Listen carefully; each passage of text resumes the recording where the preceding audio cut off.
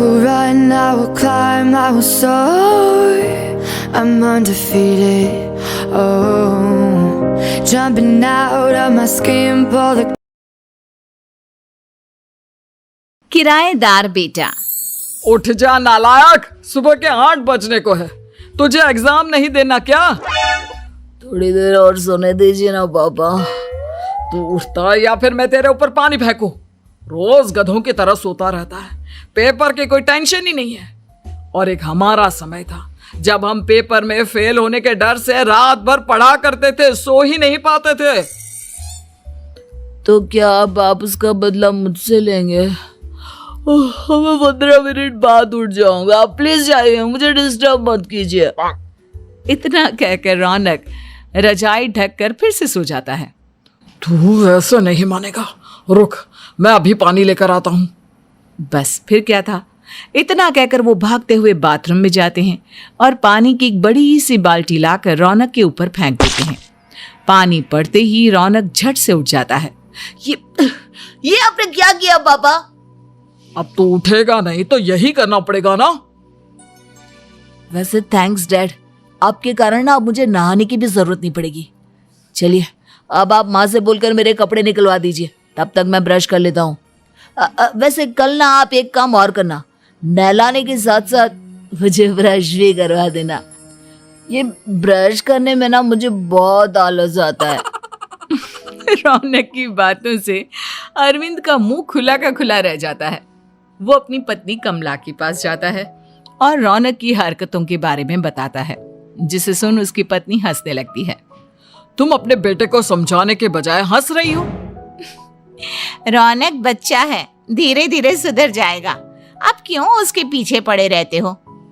अभी नहीं सुधरेगा तो कब सुधरेगा? 10वीं क्लास में है रौनक, वो अब कोई बच्चा नहीं रहा। अरविंद की इतना बोलते ही वहां रौनक भी आ जाता है। क्या डैड, मैंने आपको एक काम दिया था, वो भी नहीं हुआ आपसे। अरे क्या हुआ बेटा? माँ, मैंने डैड से बोला था कि वो आपको बोलकर मेरे स्कूल की यूनिफॉर्म निकाल दे, लेकिन मेरे पीछे पड़ने के अलावा इनसे एक काम ढंग से नहीं होता। देख रही हो कमला, देख रही हो अपने लाडले को? अरे आप चुप रहिए जी। चलो बेटा, मैं तुम्हें कपड़े निकाल कर दे देती हूँ। बस ऐसे ही साल पर साल बीतते जाते हैं, लेकिन रौनक के रवैये में कोई बदलाव नहीं आता। वो पहले से भी ज्यादा आलसी और पूरी तरह अपने माता पिता पर निर्भर हो जाता है। 2 साल बाद पता नहीं कहाँ गायब रहता है पूरे दिन, अब तक तो आ जाना चाहिए था। अरे आप इतनी फिक्र क्यों कर रहे हैं उसकी? दोस्तों के साथ खेल रहा होगा, आ जाएगा अभी। ये कोई टाइम है खेलने का? 10 बजने वाले हैं, इतनी रात में कौन खेलता है? कमला कुछ कहती उससे पहले ही रौनक वहां आ जाता है। मम्मी जल्दी से खाना लगा दो, बहुत भूख लग रही है। तुम्हें तब तक खाना नहीं मिलेगा जब तक तुम बता नहीं देते कि इतनी रात गए कहां से आ रहे हो। ओ प्लीज डैड, अब आप एसी पे प्रद्युमन बनकर मेरे सर पर बंदूक लेकर मत बैठ जाना। अपनी फालतू की बकवास बंद कर और बता कहां से आ रहा है।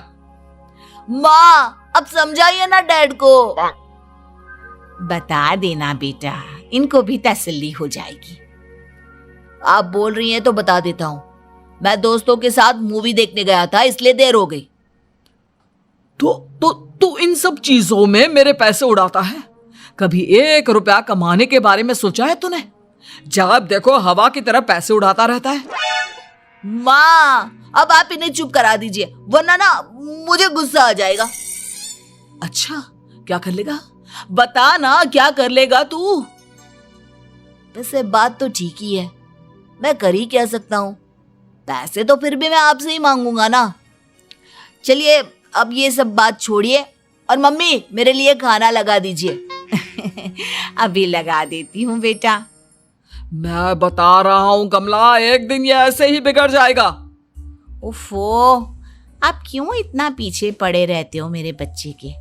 बात की बात में देखेंगे, अभी आप शांति से उसे खाना खाने देंगे।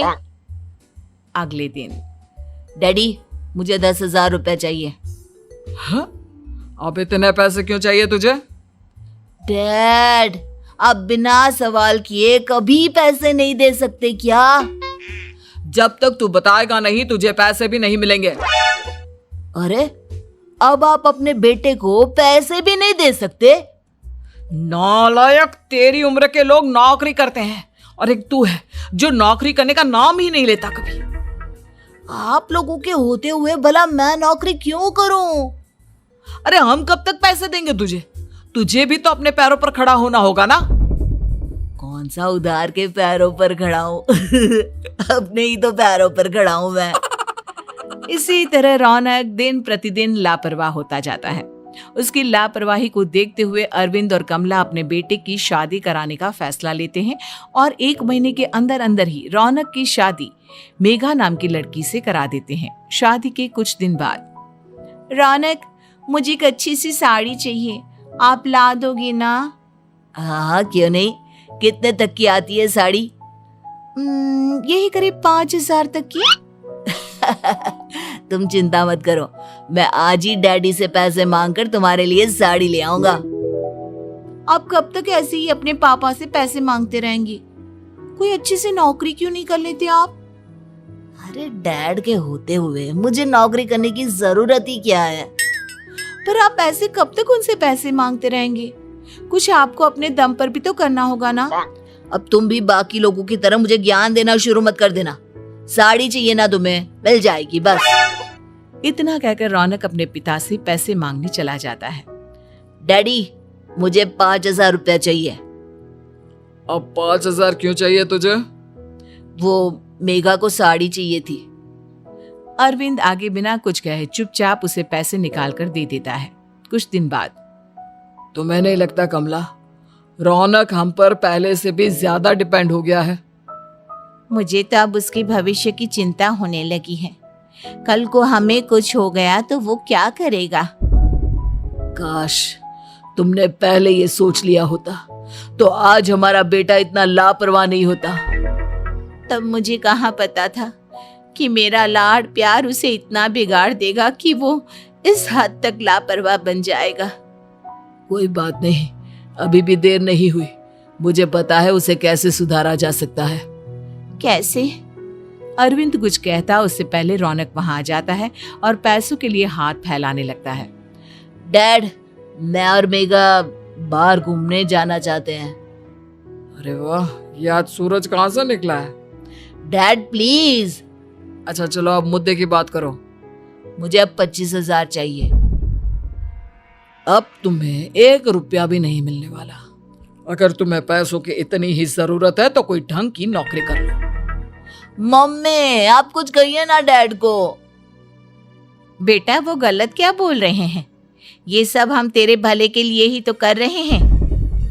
मम्मा, मैंने बताया ना आपको, मुझे नहीं करनी कोई जॉब वॉब। तो ठीक है, निकल जाओ हमारे घर से। तुम्हारे जैसे लोगों के लिए मैंने ये घर खड़ा नहीं किया है। जितना ये घर आपका है ना, उतना ही मेरा भी है। मैं कहीं नहीं जाने वाला। जाना तो पड़ेगा ही तुझे, क्योंकि अब मैं तेरा कोई भी खर्चा नहीं उठाने वाला। ठीक है, मत उठाइए मेरा खर्चा, मैं अपने दम पर भी जी सकता हूँ। तो बेशर्मों की तरह अब तक यहाँ क्यों खड़ा है? अपना सामान ले और निकल जाए यहाँ से। रौनक पैर पटकते हुए वहां से चला जाता है। घर से निकालना जरूरी है क्या उसे? बिना पैसों के कौन रखेगा उसे किराए पर? अगर उसका भविष्य सुधारना है तो हमें अपने दिल पर पत्थर रखकर ये कदम उठाना ही होगा। दोनों बात कर रहे होते हैं कि रौनक अपनी पत्नी के साथ एक बड़ा सा बैग लेकर घर से निकल जाता है, लेकिन घर से बाहर उसे कोई भी मुफ्त में अपने घर किराए पर नहीं रखता। अंत में थक हार कर वो फिर से अपने घर चला जाता है। क्या हुआ? थोड़ी देर पहले तो दहाड़ते हुए घर से निकला था, अब क्या हुआ? नहीं रखा ना किसी ने तुझे किराए पर? डैड प्लीज, मैं कुछ दिनों में कोई अच्छी सी नौकरी शुरू कर दूंगा। आप तब तक तो हमें रख लीजिए प्लीज। सुबह से रात हो चुकी है लेकिन कोई हमें रखने को राजी नहीं है। अब आप ही बताइए, इतनी रात को मैं मेघा को लेकर कहाँ जाऊंगा?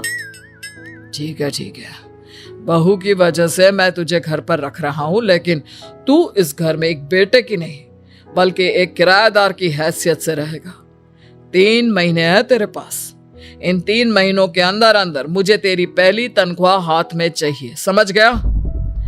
पक्का डैड, इन 3 महीनों के अंदर अंदर तो कोई बढ़िया सी नौकरी ढूंढ ही लूंगा मैं। ऐसे ही धीरे धीरे समय बीतने लगता है और अरविंद के दिए 3 महीनों में से 2 महीने बीत चुके होते हैं। पापा जी ने हमें 3 महीने दिए थे, जिसमें से 2 महीने तो बीत चुके हैं। अब ये आखिरी महीना बचा है।